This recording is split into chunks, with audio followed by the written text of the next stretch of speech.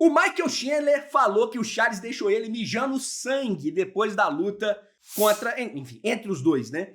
E tem muita coisa que isso mostra, né? Eu tô dizendo assim, claro, toda luta pode acontecer isso, do cara mijar sangue e tal. Isso é uma coisa que, assim, é meio chocante, mas pode acontecer em qualquer luta.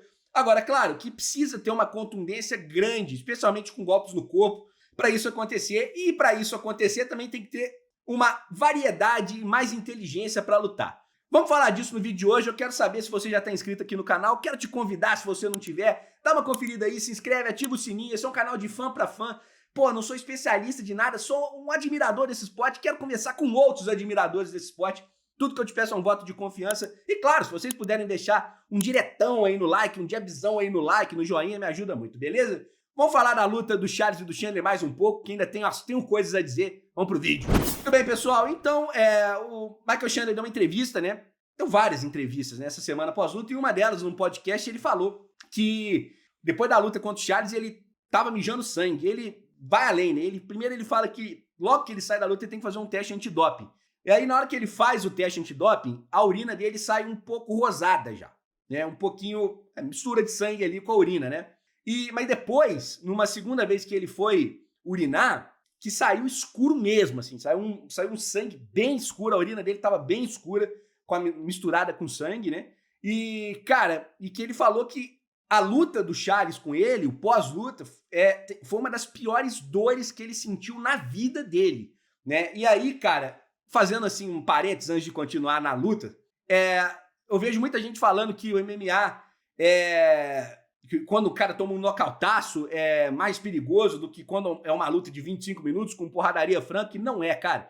O boxe, ele costuma ser um esporte mais perigoso que o MMA exatamente porque não tem nocaute, a luta não acaba rápido. O cara toma um knockdown, às vezes cai mal, mas tem 10 segundos, se recupera, levanta a luva, volta pra luta, entendeu? E por isso os caras tomam mais dano, né?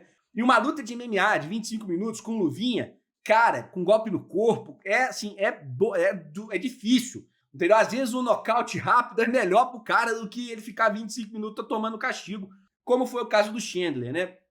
Mas assim, para você conseguir levar o cara nesse estado em 25 minutos de luta, você tem que ter um poder de causar dano. Porque tem lutador que é mão de pantufa. A gente sabe, gente, existe isso. Não dá para negar o fato, né? E o Charles mostrou que não é pantufa nada. Assim, a gente já sabia que o Charles tem poder nas mãos, mas o Charles era muito cara do tudo ou nada, né? Vou se jogar ali e tal. E aí eu vi muita gente falando no pós-luta que achava que o Charles não tinha melhorado nada. Eu, inclusive, debati muito com um grande amigo meu, Gustavo Luz, lá no Twitter. Ele acha que o QI do Charles não mudou muito, que foi mais ou menos o mesmo Charles, e eu discordo, assim, completamente. O Charles trabalhou joelhadas no corpo, ao invés de só na cabeça. Claro, jogou joelhada na cabeça também, mas jogou joelhada no corpo, golpes no corpo. Ele causou um dano no Michael Chandler, que é um dano que um lutador que não tá mais maduro não conseguiria. Você entendeu? E ali nessa luta, o Charles, teve uma variedade de golpes, entendeu a distância, tomou menos golpes ao longo da luta. Ah, ele tomou golpe, Igor. Claro que tomou, ele vai tomar mesmo, gente. Não tem jeito. O estilo do Charles é um estilo agressivo. Eu não tô dizendo que o Charles tem que virar o cara intocável, o cara que só bate e não recebe golpes. Não, isso não vai acontecer, entendam isso. O que eu sempre cobrei do Charles dentro da característica de agressividade dele, ele pode ser mais inteligente.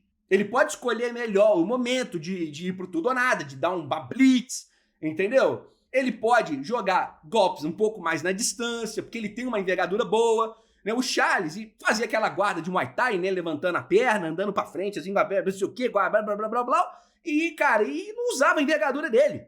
Não esticava o braço, pra medir a distância, né? E a gente viu nessa luta do Chandler que ele fez isso e, cara, jogou muito golpe no corpo, que é, obviamente, o que gera esse dano que faz, né? Então, assim, essa performance do Charles me faz ter mais confiança de que ele pode ter mais chance contra o Makhachev, apesar de achar o Makhachev favorito ainda, mesmo com essa luta do Charles, tá?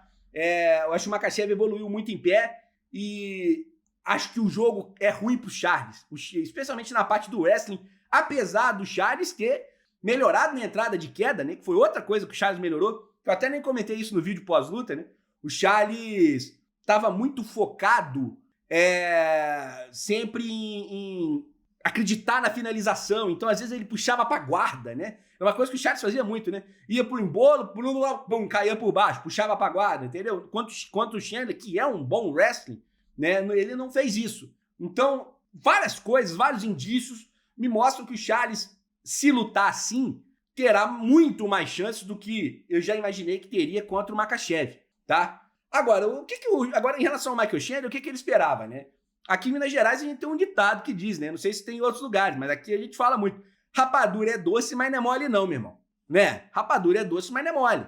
Ele achava que ele ia ficar 2 anos descansando. Claro que ele não descansou, tava treinando, claro, mas assim, sem lutar, e achou que fosse pra ter um passeio no parque, porque o discurso do Chandler pré-luta era um discurso meio, sabe, meio surreal, né? Ai, vou passar o carro no Charles, vou passar o carro no Isla, vou lutar com o Conor, tudo isso em um ano.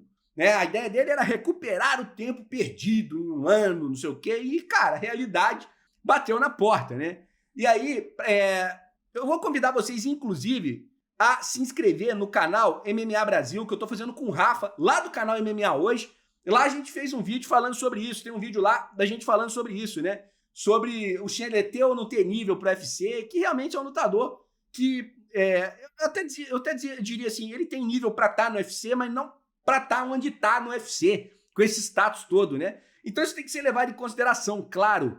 Mas, assim, é muito importante a gente entender que muito dessa diferença do Chandler pro Charles veio também de uma evolução do Charles. Veio também de uma percepção do Charles de que talvez ele possa ter mais chance de vencer dessa maneira.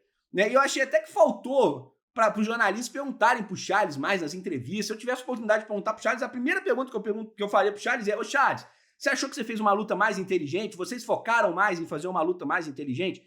Eu senti falta no pós-luta do Charles falando sobre isso, né?